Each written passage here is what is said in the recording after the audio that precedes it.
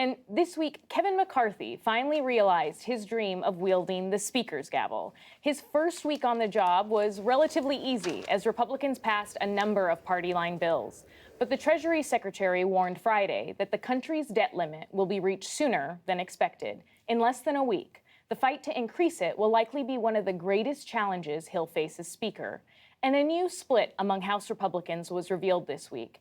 How to deal with freshman New York Congressman George Santos, who is facing increasing pressure from members of his own party to resign. On the debt limit, because I really do think that it is one of the biggest stories that we're going to see this year, Mariana, Treasury Secretary Janet Yellen said today that starting next week, she's going to have to use extraordinary measures to make sure that the country doesn't default on its debt. How difficult is it going to be for Kevin McCarthy to avoid a fiscal cliff here? It's going to be incredibly difficult. You know, when the Republicans won the House and they knew how narrow of a majority they had, they knew doing anything was going to be complicated. They really had to scale back even the messaging bills that they started to put on the floor this week because they knew that anything maybe that needed more compromise likely would not happen. And I think a lot of them, though optimistic, they saw just how hard it was to elect a Speaker of the House. They now know the reality of the difficulties that are to come, and the debt ceiling is number one. And, you know, my colleagues at the Washington Post actually reported a couple of hours ago that part of the deal that McCarthy made with some of the holdouts was to actually propose what Janet Yellen should actually be prioritizing ahead of that debt ceiling, hitting that debt ceiling, so that if they can't get anything done, Republicans can say, well, the government should still be paying things like Social Security and some other things. However, that means that you might not be able to pay off things like border security and like the aviation systems. And that is already creating a very big backlash. Of course, anything that the House proposes, the Senate needs to pass. So it's likely this proposal may not come to be, but it is already showing just how hard it's going to be for Republicans, especially in the House, to agree on what to do. Yeah, it's a very slim majority, and we still don't know all the concessions that Kevin McCarthy potentially gave to a lot of those holdouts. Nancy, in terms of the White House on the other side of Pennsylvania Avenue, what is their position here on the debt ceiling? Their position right now is that they're not going to negotiate, that you shouldn't have to negotiate over raising the debt ceiling. This is simply to allow the U.S. to pay the bills for money that has already been allocated by this Congress, by past Congresses, by Democrats and Republicans. They say no negotiating. Now, on the other hand, you've got Kevin McCarthy saying this is our big chance. We are going to we're going to elicit some concessions here. He's been floating the idea of a spending cap. This is something that Congress has done before, basically saying, okay, we'll agree to raise the debt ceiling. In exchange, you don't raise spending for a couple of years. The question is that going to fly even with some of his own members? They want more than a spending cap. They want to roll back spending. And the big challenge here is going to be, even if he can craft some kind of a deal with the White House, and remember, right now the White House says it's not going to deal, can he then sell that to enough of his members in order to get it across the finish line? I think that's part of the reason you saw Janet Yellen come out today and say, okay, folks, here's exactly how much time you have. You have until early June. I can do various things to prioritize how we pay our bills. But June is the deadline, and you need to figure it out by then. Yeah, those 5 core anti-Kevin McCarthy Republicans that held the line all the way to the end, they don't seem at all like they want to vote to increase the debt limit. So that's going to be a very risky move there that has real-world consequences for a lot of Americans. Nick, this week, the House, I want to expand out to the other things that they tackled this week. They also voted on 2 anti-abortion bills, one that would have subjected doctors who performed the procedure to prosecution. You've said that potentially reflects where the weight of the Republican caucus is. Why is that? Well, look, I think it shows that in the wake of Roe being overturned, the Republican Party is very committed to further eroding abortion rights around the country. It's a central plank of their party. It's a central mission of their party. So we'll see more of that. I think politically, though, to some extent, it illustrates the bind that Kevin McCarthy is in with a small minority. The irony of it is that because he has a small minority, he is more hostage to the more extreme elements in his coalition at a moment when it could be smart to try and broaden the coalition. There are two reasons why the Republicans underperformed in 2022, Trump and abortion. So it's fascinating to see in the first week of business, they passed these two bills on abortion, and they, kind of float the idea of erasing Trump's first impeachment from the public record and expunging it, I should say. It's not the way back to a larger minority in 2024, but again, it is where the party is going to some extent, and it is what he owes the base of the party.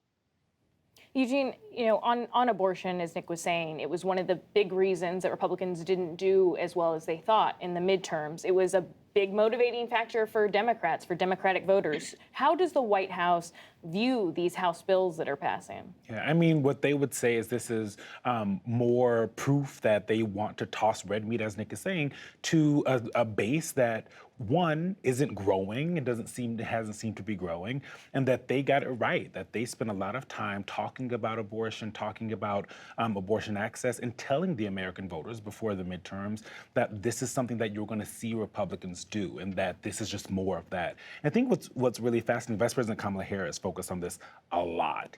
And what you heard as we got it closer to the midterms was like Democrats telling the White House, stop focusing on abortion, stop focusing on small d democracy, and only talk about the economy. They feel like they got that right. So what you're also going to see them do is continue to beat this drum, talk about what that fight against abortion restrictions looks like, what the White House can do with their bully pulpit, and how they're going to team up with states and local officials to actually protect and possibly expand in the states where that is actually possible. And it's a tough battle because, this is an issue that, so many Americans agree on the side with the White House, but you have Republicans who are so staunchly against it. It's not going to be easy for anybody to move forward on this one. Nancy, how are your sources telling you that the White House is preparing for this split Congress now? Well, they're also going really hard this week, in addition to what Eugene was talking about when it comes to abortion. They also went hard on the Republicans for taking this very early vote to try to roll back new funding for the IRS. It's not going to go anywhere because Republicans don't control the Senate, but they took this vote in the House, and they made a big statement by doing it in the first week, even though the Congressional Budget Office had determined that actually it would add to the deficit over the next 10 years because the IRS would be in a more difficult position when it comes to cracking down on tax cheats and basically collecting taxes from wealthy Americans. So the White House went, and the president himself went after Republicans hard for that one, arguing that they don't want to shrink the deficit after all, and that's not what the American people want, to be fighting for the wealthy to stop paying their taxes. Republicans are undeterred. They have 2 years until their next election, so they don't really have to worry right now about winning the middle and winning independents. Right now, it's all about showing their base we're going to do what we told you we'd do.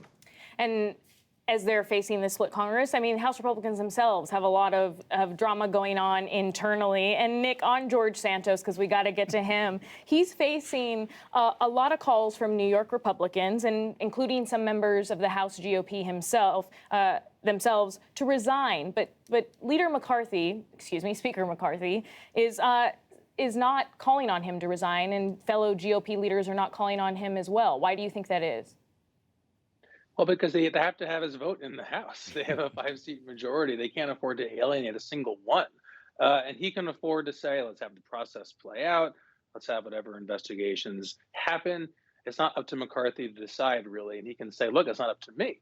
But I do think, if you had to ask why is he saying I'm not going to resign, I don't think there's any lesson from the past 5 years that would tell George Santos, the past 10 years, that would tell George Santos, yes, resign.